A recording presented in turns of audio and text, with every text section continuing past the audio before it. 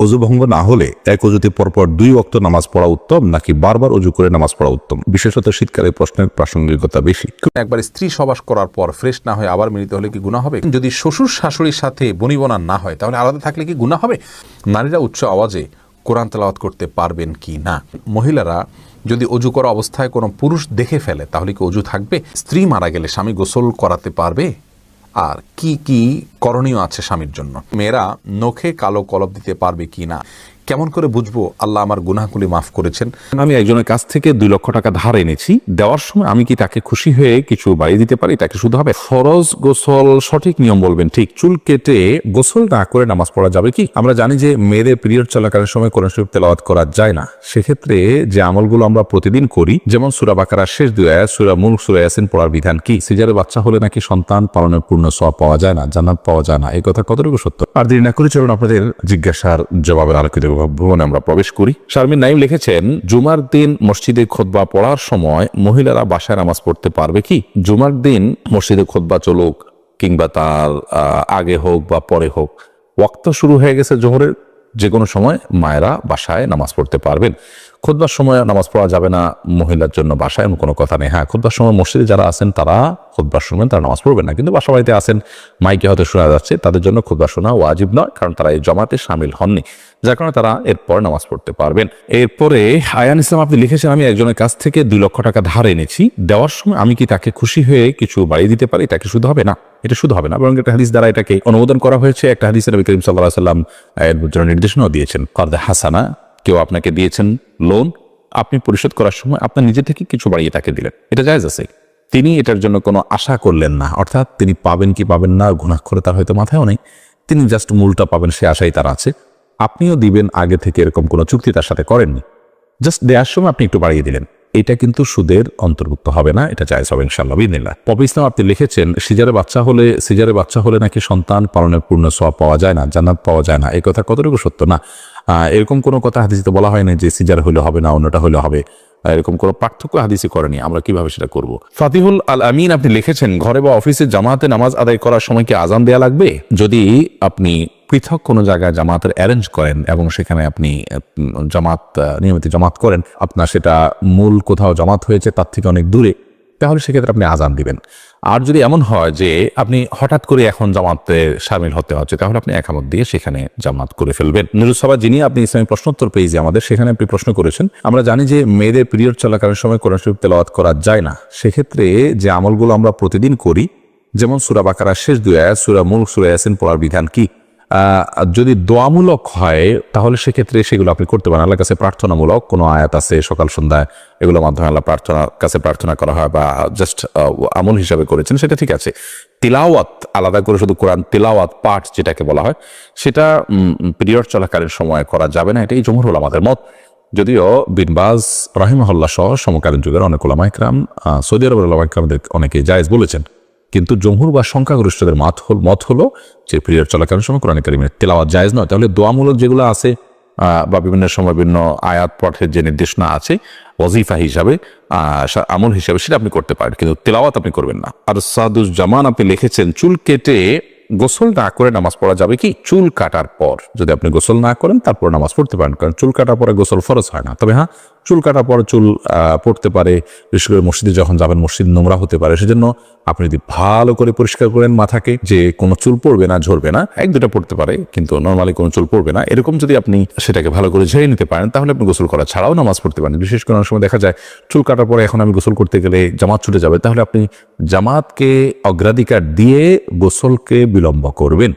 চুল কাটলেই গোসল করতে হবে এমনটি বাধ্যতামূলক নয়, তবে আল্লাহর ঘর যাতে নোংরা না হয় সে দায়িত্ব আপনাকে নিতে হবে, অন্যথায় গোসল করে পুরো ফ্রেশ হয়ে তারপরে যাবেন। এমডি আলামিন হোসেন লিখেছেন, ফরজ গোসল সঠিক নিয়ম বলবেন ঠিক? ফরজ গোসলের সঠিক নিয়ম হলো শরীর বা কাপড়ের কোথাও নাপাক থাকলে সেই জায়গাটা আগে ধুয়ে ফেলতে হবে, এরপরে আপনি হাত ধোবেন কবজি পর্যন্ত 3 বার, এরপরে কুলি করবেন গড়গড়া করে, এরপরে নাকে পানি দিবেন ভালো করে, তারপরে মুখ ধোবেন, হাত ধোবেন, এরপরে পুরো শরীরে পানি ঢেলে গোসল করবেন, আসার সময় 2 পাও ধুয়ে বের হয়ে চলে আসবেন। এটাই ফরজ গোসলের সুন্নাহসম্মত পদ্ধতি। এরপরে অনামিকা আজাদ লিখেছেন, আমার মেয়ের দেনমোহরের টাকা আমার বাবা শোধ না করে মারা গেছেন, ইতিমধ্যে আমার মাও মারা গেছেন, এখন আমাদের কিছু করণীয় আছে কি?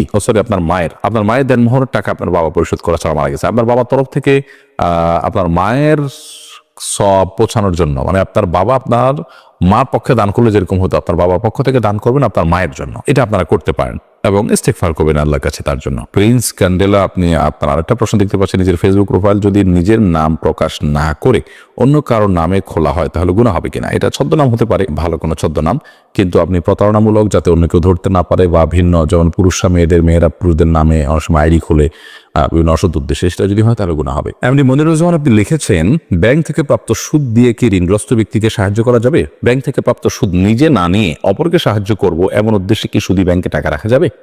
খুবই সুন্দর একটি প্রশ্ন। আমাদের অনেক ভাইয়েরা সুদী ব্যাংকে টাকা রেখে থাকেন এই উদ্দেশ্যে যে সেখানে টাকা রেখে যে লভ্যাংশটা আসে আমি ভোগ করবো না, গরিব দুঃখীকে দান করব, তাহলে দারিদ্র্য বিমোচন হলো, গরিব উপকার হলো, আমি তার হারাম খেলাম না। এটি সম্পূর্ণ ভুল একটি পন্থা। কারণ আল্লাহ রাব্বুল আলামিন রিবাকে হারাম করেছেন। আল্লাহ বলেছেন আহাল্লাল্লাহুল বায়' ওয়া হাররামার রিবা, আর আল্লাহ তাআলা রিবা বা সুদকে হারাম করেছেন। এখানে খাওয়াকে হারাম, যদি অন্যান্য জায়গাতে খাওয়ার সুদ খাওয়ার কথা আল্লাহ বলেছেন, কিন্তু এখানে খাওয়ার কথা বলেন, এখানে আমভাবে সাধারণভাবে বলেছেন সুদকেই আল্লাহ তাআলা হারাম করেছেন। তার মানে সুদের যে কারবার করলেন, সুদকে আপনি সুদের চুক্তি করলেন, তার মানে সে আপনাকে সুদ দিবে, আপনি নিবেন, এবং আপনি তার সাথে যে চুক্তি করলেন, আপনি সুদকে মেনে নিলেন, আপনি সুদের মধ্যে জড়িয়ে গেলেন, এরপর সেটা আপনি খাচ্ছেন না, সেটা পরের বিষয়। তো এটি জায়েজ নয়। যদি ব্যাপারটা এরকম হতো যে আপনি আগে জড়িয়ে গেছেন, এখন বের হয়ে আসার জন্য আপনাকে সময় নিতে হচ্ছে, আগে থেকে চুক্তি ছিল, সেই অনুযায়ী আপনার কাছে ইন্টারেস্ট চলে আসছে, সুদ চলে আসছে, এখন সেটা কি করবেন? তো সেটা আপনি গরিব দুঃখীকে দান করে দিবেন। কিন্তু ইচ্ছাকৃতভাবে ঠান্ডা মাথায় আপনি চুক্তি করে সুদ নিবেন, নিয়ে তারপর গরিব দুঃখীকে দান করবেন, এমনটি করার সুযোগ নেই, জায়েজ নেই। এরকম যদি হয় তাহলে আর সুদ বলতে কিছু থাকবে না, কারণ মানুষ তখন সেটা নিয়ে নিজের গরিব আত্মীয় স্বজনদের কিন্তু 12 মাস দিতে হয়, সেগুলো দিবে। সবচেয়ে বড় কথা হলো যে সুদের কারবার করা জায়েজ নয়। আপনি সুদ খেলেন না, কিন্তু সুদের কারবার কিন্তু আপনি করে ফেললেন। তানিয়া সুলতান লিখেছেন, আমাদের সমাজে প্রচলিত আছে শুক্রবার জুমার সালাতের আগে কোরআন তেলাওয়াত করতে পারে না। এরপরে আপনার মতামত কি? সম্পূর্ণ ভিত্তিহীন কথা। জুমার সালাতের আগে তো আরো বেশি করে তেলাওয়াত করতে হবে, বিশেষ করে সূরা কাহফ তেলাওয়াত করতে হবে। বিধায় জুমার সালাতের আগে কেউ চাইলে তেলাওয়াত করতে পারেন। নয়নতারা সরকার এআইডি থেকে আপনি আমাদের ইসলামী প্রশ্নোত্তর পেজে প্রশ্ন করে লিখেছেন, স্কুলে থাকতে মুড়িওয়ালা মামা বেশি টাকা দিয়েছিল আর সেটা নিয়েও ছিলাম, এখন কি করতে পারি? মুড়িওয়ালা মামাকে যদি খুঁজে পান ফেরত দিবেন, আর খুঁজে না পাইলে মামার পক্ষ থেকে আপনি দান করে দিবেন, যে আল্লাহ এই টাকার সবটা সেই মুড়িওয়ালা মামার আমলনামা আপনি পৌঁছে দিন। মাঝে মাঝে প্রস্রাবের পর পিচ্ছিল তরল জাতীয় কিছু গেলে কি শরীর বা কাপড় নাপাক হবে? মেয়েদের কি পশু পাখি জবাই করা জায়েজ আছে? হাতে তালি দেওয়া কি জায়েজ আছে? অনেকে বলে হারাম, এটা ইসলামের বিধান কি? বাচ্চাদের পেশাবের ফোঁটা মেঝেতে পড়লে যদি তা নিজে নিজে শুকিয়ে যায়, তবে কি তাদের নামাজ পড়া যাবে? বাজনা ছাড়া নুপুর পড়া যাবে কি না? কাজা নামাজ কিভাবে আদায় করব? আমি টয়লেটে থাকা অবস্থায় যদি আজান শুরু হয়, তখন কি আজান উত্তর দিতে পারি? মোবাইলে কোনো সূরা রিংটোন হিসেবে রাখা যাবে কিনা? কোনো কিছুতে পা লাগলে সালাম করা কি জায়েজ? খাওয়ার সময় ছেলেদের গোপে পানি বা খাবার লাগলে তাকে হারাম হবে? টাক মাথায় চুল লাগানো যাবে কিনা? গীবতের গুনাহ থেকে বাঁচার উপায় কি? নামাজের ছোট সূরা আগে এবং বড় সূরা পরে পড়া যাবে কি না? যাদের অল্প দাড়ি, তাদের চাপ দাড়ি উঠানোর জন্য কি ওষুধ ব্যবহার করা যাবে? প্রিয় দর্শক, আজ দেরি না করি চলি আমরা প্রশ্ন উত্তর দেওয়ার পর্বে। ভাই রাশেদুল ইসলাম রুবেল, আপনি জানতে চেয়েছেন টাক মাথায় চুল লাগানো যাবে কিনা, এ ব্যাপারে ইসলামের কোনো বিধিনিষেধ আছে কিনা? ভাই রাশেদ, টাক মাথায় আলগা চুল লাগানোর ব্যাপারটি একজন স্বাভাবিক অবস্থায় একজন মানুষের জন্য জায়েজ নাই, কারণ আল্লাহ রাব্বুল আলামিন বলেছেন লা তাবদীলা লিখালকিল্লাহ, আল্লাহর সৃষ্টিতে কোনো প্রকার পরিবর্তন করা চলে না। এখন কারোর চুল পড়ে গেছে, তিনি আলগা চুল লাগিয়েছেন, এটা এক ধরনের প্রতারণার মতো। যেমনিভাবে চুল সাদা হয়ে গেলে সেটাকে কালো করার যে একটা প্রবণতা, নিজের বয়স লুকানোর চেষ্টা, অথবা বয়স ছাড়াও অনেক সময় সাদা হয়ে থাকে, তো এই যে নিজের অবস্থার পরিবর্তন করার চেষ্টা, এই জিনিসটাকে ইসলাম ভালোভাবে দেখে না। অতএব এটাকে স্বাভাবিকভাবে রেখে দেওয়াটাই উচিত, এবং এখানে কোনো প্রকার লুকোচুরি করা এটা অনুচিত এবং অসুন্দর। মহিবুর রহমান প্রান্ত, আপনি জানতে চেয়েছেন নামাজের ছোট সূরা আগে এবং বড় সূরা পরে পড়া যাবে কি না? ভাই মহিবুর রহমান প্রান্ত, এভাবে নামাজ পড়লে নামাজ হয়ে যাবে। যেমন সূরায়ে ফাতিহা পাঠ করার পর আপনি সূরায়ে কাউসার পাঠ করলেন, এরপরে সূরায়ে আপনি ফালাক পাঠ করলেন, অথবা শুরুতে আপনি সূরায়ে ইখলাস পাঠ করলেন, এরপরে সূরায়ে ওয়াইলুল লিকুল্লি পড়লেন, তাহলে সেক্ষেত্রে প্রথম রাকাতে ছোট সূরা, বড় রাকাতে বড় সূরা পড়লেন, এভাবে নামাজ পড়লে নামাজ হয়ে যাবে, টেনশনের কোনো কারণ নাই। তবে এইভাবে নামাজ পড়লে নামাজটা সুন্দর হলো না, এটা যথার্থ হলো না, সুন্নাহসম্মত উপায় হলো না। সুন্নাহ হলো প্রথম রাকাত অপেক্ষা দ্বিতীয় রাকাত একটু ছোট হবে, এবং এভাবে আপনার এই পদ্ধতিতে আমাদেরকে সালাত আদায় করতে হবে, এটা হলো সুন্নাহ। এটার ব্যত্যয় করলে নামাজ হয়ে যাবে, বাট ইচ্ছাকৃতভাবে এরকম ব্যত্যয় করা উচিত নয়। রাসূল করিম সাল্লাল্লাহু আলাইহি ওয়াসাল্লাম বিভিন্ন হাদিস থেকে দ্বারা বর্ণিত হয়েছে যে তিনি সালাতের প্রথম রাকাতের কেরাত যতটুকু দীর্ঘ করতেন তৃতীয় রাকাতের কেরাতকে তার চাইতে একটু কম দীর্ঘ করতেন। অতএব সেটা মেনে আমাদের সালাত আদায় করতে পারলে ভালো এবং সুন্নাহসম্মত হবে ইনশাআল্লাহ বিদিনিল্লাহ। আমরা নিশ্চয়ই চাইব আমাদের সালাতটা সুন্দর হোক। আল্লাহ তাআলা কোরআনে বলেছেন সালাতকে কায়েম করতে, অর্থাৎ যথাযথভাবে সুন্দরভাবে করতে। যার সালাত যত সুন্দর তার ঈমান তার তাকওয়া তত সুন্দর। অতএব সুন্নাহসম্মতভাবে করার চেষ্টা করব ইনশাআল্লাহ, ব্যতিক্রম হলে নামাজ হয়ে যাবে। সাইদ জায়েদ জুনায়েদ আপনি জানতে চেয়েছেন যাদের অল্প দাড়ি তাদের চাপ দাড়ি উঠানোর জন্য কি ঔষধ ব্যবহার করা যাবে? ভাই সাইদ জুনায়েদ, ঔষধ ব্যবহার করে দাড়ি উঠানো এটা যদি স্বাস্থ্যের জন্য ক্ষতিকর হয়, ক্ষতিকর হওয়ার কথা স্বাভাবিকভাবে, যদি ক্ষতিকর হয় তাহলে কিন্তু এটা করা জায়েজ নাই। আল্লাহ রাব্বুল আলামিন বলেছেন ওয়ালা তালকু বিআইদিকুম ইলা তাহলুকা, তোমরা নিজেদেরকে ধ্বংসের দিকে, ক্ষতির দিকে ঠেলে দিও না। অতএব এমন কোনো ঔষধ ব্যবহার করা যাবে না যে ঔষধ ব্যবহার করলে আমাদের ক্ষতি হতে পারে। আর যদি কোনো প্রকার ক্ষতি না হয় তাহলে সেক্ষেত্রে দাড়ি গজানোর জন্য তিনি যদি কোনো মেডিসিন ইউজ করেন করতে পারেন, কোনো অসুবিধা নেই। তবে মনে রাখা উচিত আল্লাহ রাব্বুল আলামিন তাকে যেভাবে সৃষ্টি করেছেন সেটার উপরে সন্তুষ্ট থাকা, এটার মধ্যেই কল্যাণ নিহিত আছে। চাপদাড়ি বা গালভর্তি দাড়ি হলে অনেক সুন্দর দেখা যাবে, সন্দেহ নাই, কিন্তু আল্লাহ রাব্বুল আলামিন আমাকে যেভাবে সৃষ্টি করেছেন, আল্লাহর এই ফয়সালায় সন্তুষ্ট হয়ে যাওয়া, এটার ভেতরেও কিন্তু এক ধরনের তৃপ্তি আছে, এর মধ্যে এক ধরনের শান্তি আছে। এই জন্য এই ধরনের পথগুলো অবলম্বন না করা ভালো। কিন্তু যদি স্বাস্থ্যের জন্য ক্ষতিকর কিছু না হয় তাহলে করতে পারেন, কোনো নিষেধাজ্ঞা নেই। তামান্না ইসলাম সেতু আপনি জানতে চেয়েছেন মেয়েদের কি পশু পাখি জবাই করা জায়েজ আছে? বোন, অবশ্যই জায়েজ আছে। মুরগি, হাঁস, এই জাতীয় পশু পাখি, গরু, এগুলো জবাই করার ক্ষেত্রে অনেক উদাহরণ আমাদের সমাজে আছে। যেমন ভাই বোন দুজন মিলে একসাথে গরু জবাই করতে পারবেন না শেয়ারে। তারপরে আপনার মেয়েরা গরু বা ছাগল বা কোনো পশু জবাই করতে পারবেন না। গোসল ফরজ অবস্থায় গরু ছাগল জবাই করা যাবে না। স্বামী স্ত্রী একজন ধরবেন একজন জবাই করবেন, এভাবে করা যাবে না। এরকম নানাবিধ কথা আমাদের সমাজে প্রচলিত আছে। এগুলো সবগুলো ভ্রান্ত ধারণা। ছেলেরা যেমন জবাই করতে পারবেন, মেয়েরাও কিন্তু সেভাবে আপনার জবাই করতে পারবেন, কোনো অসুবিধা নেই। জবের যে শর্ত আছে বিসমিল্লাহ আল্লাহু আকবার বলে জবাই করে ফেলবেন। মোহাম্মদুল্লাহ হাবিব আপনি জানতে চেয়েছেন, হাবিবি আপনি জানতে চেয়েছেন রেস্টুরেন্টে মুরগি দ্বারায় তৈরি কোনো খাবার গ্রহণের সমস্যা আছে কি, বিশেষ করে ড্রেসিংয়ের ব্যাপারে?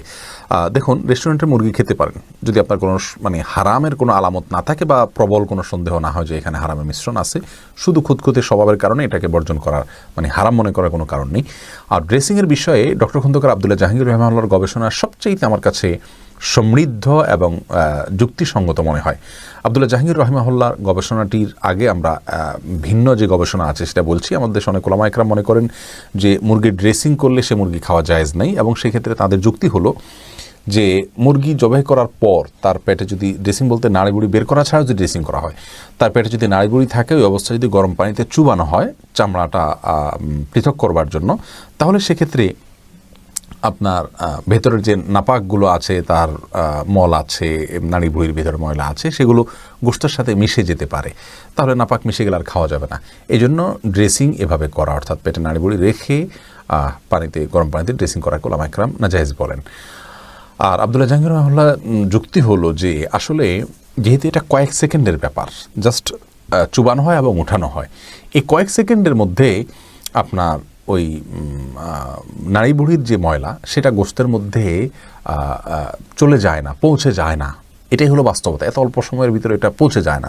কয়েক সেকেন্ডের গরম পানিতে থাকলেই যে এই নাপাকটা ওখানে মিশে যাচ্ছে সে তেমনটি বলা যায় না। বিশেষ করে সে মুরগিতে নাপাকের কোনো গন্ধ, বর্ণ, আলামত কিছুই থাকে না। তাহলে সেক্ষেত্রে এভাবে ড্রেসিং করলে মুরগি খাওয়া যাবে না, এমনটি সঠিক নয়। আর এই মতটাই আমার কাছে বেশি যুক্তিসম্মত মনে হয়। এরপরে ফাহিম আপনি জানতে চেয়েছেন স্ত্রী মারা গেলে স্বামী গোসল করাতে পারবে আর কি কি করণীয় আছে স্বামীর জন্য? দেখুন, স্ত্রী মারা গেলে স্বামী গোসল দিতে পারবেন কি না, এ বিষয়টি ওলামা একরাম ইমামগণের মধ্যে মত পার্থক্য আছে। ইমাম আবু হানিফা রাহিমাহুল্লাহর মত হলো যে স্ত্রী মারা গেলে স্বামী তাকে গোসল দিতে পারবেন না। তার কারণ হলো তিনি মনে করেন মৃত্যুর সঙ্গে সঙ্গে বৈবাহিক সম্পর্কটা আর থাকে না, ছিন্ন হয়ে যায়, যার কারণে তারা মাহরামের মতো হয়ে যান। এখানে অন্য কোনো মেয়েরা গোসল দিবেন।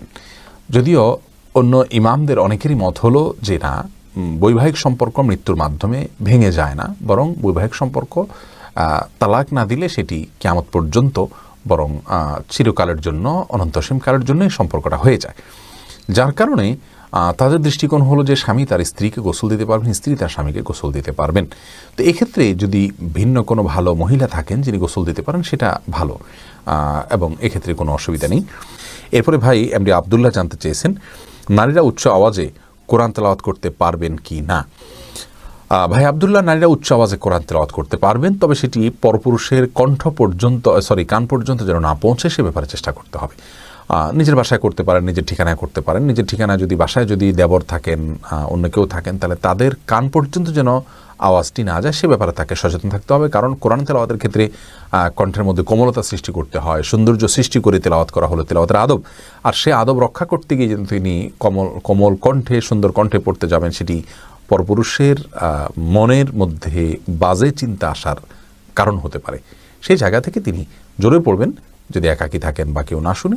আর যদি কেউ শোনার মতো থাকে তাহলে তার কান পর্যন্ত যেন না যায় সেভাবে তিনি তেলাওয়াত করবেন ইনশাআল্লাহ।